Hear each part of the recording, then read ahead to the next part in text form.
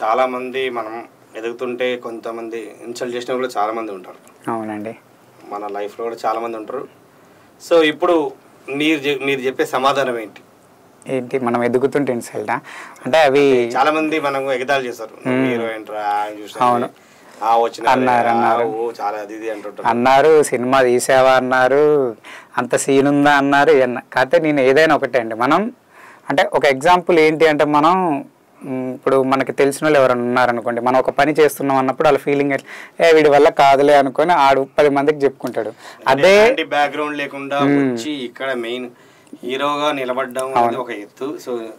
So దానికి చాలా మంది కూడా మనకు చూస్తుంటాం, ఈజీగా చెప్పేస్తారు, కానీ అంత ఈజీ కాదు ఇండస్ట్రీ కాదు. అవునండి. వచ్చిన తర్వాత ఎన్నో మనం చాలా ఫేస్ చేయాలి, చాలా ఫైనాన్స్ గా చాలా ఇబ్బంది ఉంటుంది మనకు. అన్ని పడ్డానండి, ఏది పడకుండా లేదు, అన్ని పడ్డాను. కాకపోతే నాకు బిగ్గెస్ట్ పిల్లర్ అంటే మన సముద్రాల సినీ క్రియేషన్స్, మన ప్రొడ్యూసర్ సార్స్ ఇద్దరు, అలాగే మన శేఖర్ సార్గా ఒక సొంత అంటే సినిమాలని అల్లుడిగా చేశాననే కానీ రియల్ కూడా నన్ను ఒక అల్లుడిగా ట్రీట్ చేసి ఒక మేనమామ అల్లుడిని ఎట్లా చూసుకుంటారో అలానే చూసుకున్నారు సార్.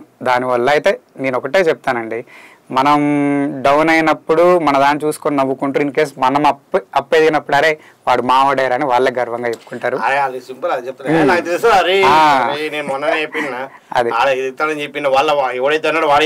సో అలాంటి వాళ్ళని మనం మైండ్ లో పెట్టుకోది, చెవితో విని చెవితో వదిలేయాలండి. అలానే ఉంటుంది. ఇండస్ట్రీ అనేది ఒక